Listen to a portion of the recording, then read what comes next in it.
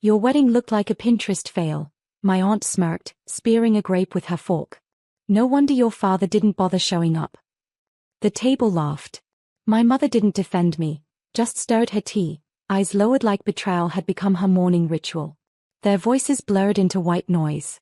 All I could hear was the echo of that night, the empty chair in the front row, the one I kept pretending wasn't for him. Hi everyone, my name is Ava Lockhart, I'm 29. And if you think success erases the sting of being ignored, think again. How do you forgive someone who taught you love should be earned like interest on a loan? When Dad skipped my wedding, the world didn't end. It just went quiet. The kind of quiet where every toast feels like a lie, every smile feels borrowed. I remember standing at the altar, clutching the bouquet he never saw, promising myself, if he wouldn't show up for my beginning, he wouldn't get an invitation to my becoming. So I built. I poured my ache into work, long nights into longer dreams, designing spaces that looked like everything I once wished home felt like, stable, warm, mine. One project turned into 10. Then 50. Then a company. Last month, I posted a single photo, a white Porsche 911 Carrera, sun cutting across its hood like vengeance dipped in gold. Caption, built from silence. 30 minutes later, my phone rang. Mom. Her voice was syrup-sweet, trembling under guilt. Ava, honey, your father saw your post. We need to talk. Family meeting tomorrow at the house. That house. The same one where he told me I'd never make it on my own. Where I once cried in my car because I wasn't the investment-worthy child. I stared at my reflection in the Porsche window, calm, polished, unreadable. Tomorrow, I'll walk through that door, not as the daughter who begged for love, but as the woman they tried to overlook, and failed to break. And trust me, I'm bringing something none of them are ready for. If this ever happened to you, say same in the comments. The morning air felt sharp, like it remembered every word my father ever said to cut me down. The Lockhart house looked the same, beige walls, perfect hedges, an overwatered lie. I parked the Porsche right in front of the porch, just close enough for its reflection to glint in the living room window. Mom was waiting at the door, wearing that familiar nervous smile that always came before bad news wrapped in family talk. You look different, she said, her eyes darting between my outfit and the car. Success suits you. Funny, I replied softly, you never said that when I was struggling. Inside, Dad sat in his armchair, the same one he never let anyone touch. His phone in hand, his glasses perched low, pretending to read. The tension in the air was thick enough to drown in. Ava, he said finally, still not looking up. We didn't call you here to fight. We just thought it's time to reconnect. Family should stay united. United, I repeated. That's rich, coming from the man who RSVP'd to his own daughter's wedding with silence.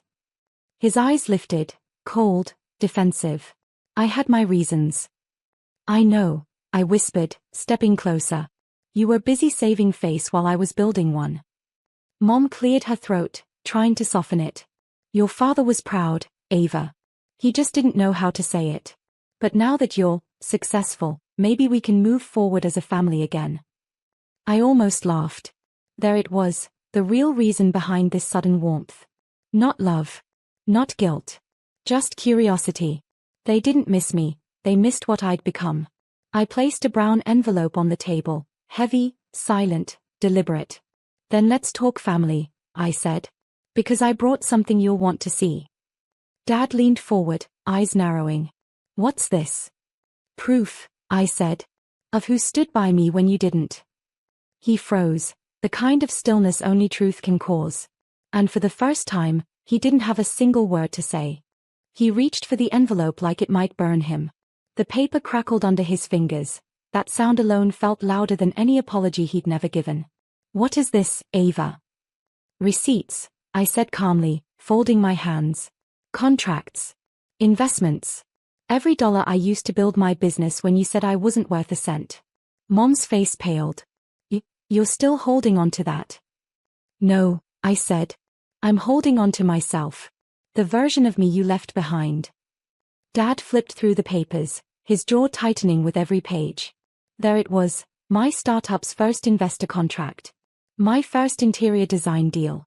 A loan statement with my old address. the one-room studio I'd lived in when I couldn't even afford curtains. Every line was a reminder that I'd survived his absence.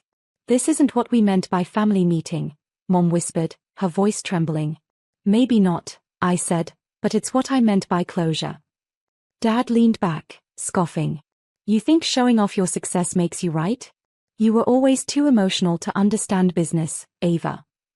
That word, emotional, hit me like déjà vu. The same insult he used when I cried after losing my first client. The same tone he used when I asked him to walk me down the aisle. I stepped closer, lowering my voice. "Business? You mean like when you loaned my brother $50,000 from my college fund and told me to be understanding?" He froze mid-breath. Mom's eyes darted toward him. The silence that followed wasn't peaceful, it was a collapse. "I didn't come here to prove I'm right," I said quietly. "I came to remind you that I was never wrong." He stared at me, trying to find the old version of me, the one who used to flinch under his tone. But she was gone. I slid my keys onto the table. "One more thing," I said. "You wanted to reconnect? Then you should know who's been helping me behind the scenes all along." The doorbell rang. And both of them went pale. The chime echoed through the house, crisp, slow, deliberate. Mom's hands twitched toward the doorknob, but I stopped her with one look. "I got it." When I opened the door, sunlight spilled in, framing the silhouette behind it like a moment meant for cinematic justice. And there he was, Eli Matthews, my father's former business partner. The man Dad once called a traitor. The man who left their company the year before everything crashed, and took me with him as an intern when no one else believed in me. Dad's face drained of color. "You brought him here?" I nodded. "His family now, the kind you choose." Eli stepped forward, polite but sharp. "Richard," he said evenly, "long time no see. Congratulations, your daughter turned out better than either of us did." Mom's jaw tightened. "What is this, Ava? Some sort of performance?" "No," I said softly. "A presentation." Eli placed a slim folder on the table beside the envelope I'd already dropped earlier. My father's hand twitched like he wanted to grab it but couldn't decide if it was better not to know. "Inside that folder," I said, "is a proposal. One that could have been yours." Dad frowned. "What are you talking about?"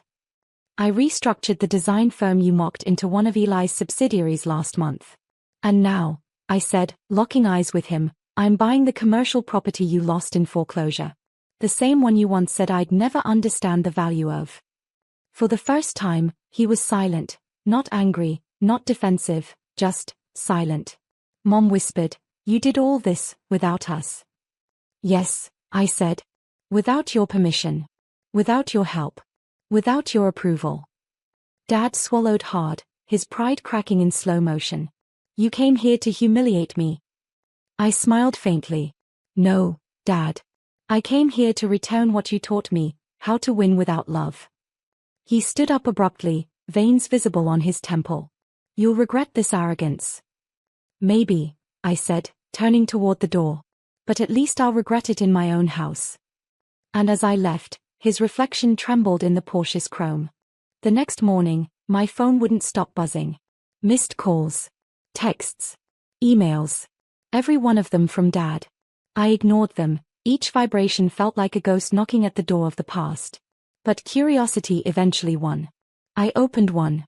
"We need to talk. Alone. No theatrics this time." Theatrics. That's what he called the truth. Still, something inside me wanted to see what he'd say when he didn't have an audience. So, I drove back, not to the house, but to the park where he used to take me for ice cream before everything turned sour. He was already there, sitting on a bench, hands clasped like a man rehearsing his defense. "You made your point," he said, eyes avoiding mine. "You're successful. You've proven me wrong." "I didn't come to prove anything," I said quietly. "I came to understand why my wedding wasn't worth your time." He sighed, old and tired. "Because I couldn't handle watching you walk down that aisle. You reminded me too much of your mother when she left. You were choosing a life that didn't include me." It was strange hearing that vulnerability from a man who once treated silence like power. "I didn't want to exclude you," I said softly. "You just never showed up to be included." He nodded slowly, eyes glistening but refusing to break. I was wrong. I thought control meant love. Turns out, it just built walls. For a moment, the weight between us felt human again, not father and daughter at war, but two people holding the pieces of a relationship they both cracked. Then he asked the one thing I didn't expect. Do you forgive me? I looked at him, really looked. The man who taught me resilience through rejection, strength through absence. I don't know yet, I whispered. But I'm finally free enough to find out. He nodded. Then that's a start. Maybe it was. But what he didn't know was that this story wasn't over. Because forgiveness wasn't the surprise. It was what came after. By the time I reached home that evening, the city lights were melting into gold streaks against the glass. I thought the conversation with Dad had ended something inside me, but instead, it opened a door I didn't know I'd locked. My phone buzzed again. Mom.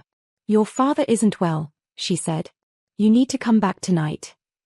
Her voice carried that same urgency she used to have when company was coming and the house wasn't perfect yet. But this time, it felt different. Raw. When I arrived, Dad wasn't in his armchair. He was in the study, papers spread out, his old ledgers, bank files, photo albums stacked beside him like ghosts. Ava, he said softly. I've been thinking, maybe it's time to set things right. I hesitated. Set what right? He pushed a single sheet across the desk, a property deed. The same commercial building I just arranged to buy back. I want you to have it, he said. Not out of guilt. Out of respect. You earned what I couldn't keep. For a moment, I just stared at it, the irony so sharp it almost hurt to breathe. You don't need to do this, I said. I already bought it. He froze. What? I finalized it yesterday. Through Eli. It's already under my company's name.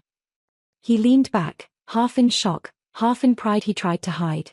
Then I guess, he whispered, you didn't need me after all. I never stopped wanting you, I said quietly. I just stopped waiting for you. He smiled, small, sad, almost relieved. That's my girl, he murmured. Took me too long to see her. Mom stood in the doorway, eyes shining. Dinner's ready, she whispered. And for the first time in years, we sat together, not perfect, not healed, but human. Still, the night wasn't over. Because tomorrow, my story, and my real surprise, would go public. The next morning, I woke before sunrise, that strange calm before you do something irreversible. My hands trembled slightly as I opened my laptop. The Porsche ad photo still sat at the top of my profile, glimmering like defiance frozen in pixels. But today, the caption wouldn't be silent. I typed.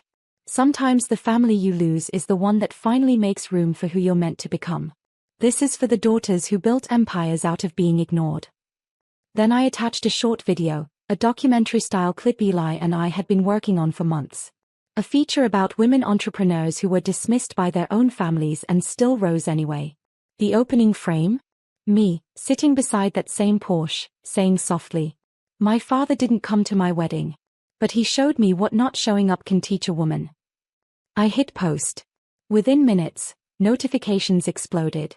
Thousands of views. Comments flooding in, women from every corner of the internet saying, same. By noon, local media outlets were sharing it. Then business journals. Then news sites. Designer Ava Lockhart's viral story redefining family legacy, one headline read. When Mom called again that afternoon, her voice was breaking between tears and pride. Your father saw the video. He's quiet, but he's been watching it on repeat. I didn't know what to say.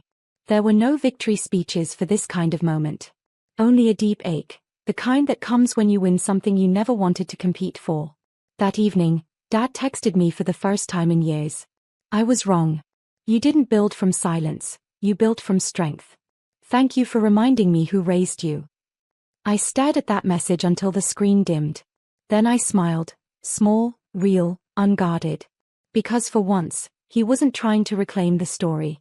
He was finally letting me tell it. And yet, one final page was still left to turn, the one I'd saved just for him. That night, I drove back to the Lockhart house one last time. The air felt still, almost ceremonial. The porch light glowed faintly, the same one that used to flicker when I'd sneak in past curfew as a teenager. Only this time, I wasn't sneaking. Dad opened the door himself. No tension this time. No mask of authority. Just a man standing in front of the mess he'd helped build. You didn't have to come, he said softly. I know, I replied. But I wanted to end this right. I handed him a small silver flash drive. What's this? The full version of the documentary, I said. You're in it, the part where I talk about how even the people who hurt us can still shape who we become. I didn't edit you out. He blinked, stunned. You could have. I thought about it, I admitted. But forgiveness isn't about erasing someone. It's about acknowledging they existed, and moving anyway. For a long moment, he didn't speak.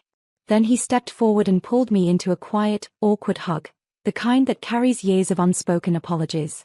You became everything I hoped for, he whispered. I just didn't realize it would take losing you to see it. Mom wiped her eyes from the doorway. Dinner's still warm, she said gently. We sat together again, 3 people, no performance, no debt. Just presence.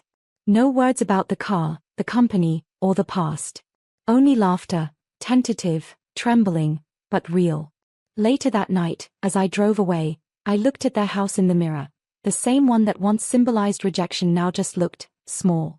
I smiled to myself. Because revenge hadn't come from hurting them, it came from healing without their permission. And for the first time, the road ahead felt clean, quiet, and mine.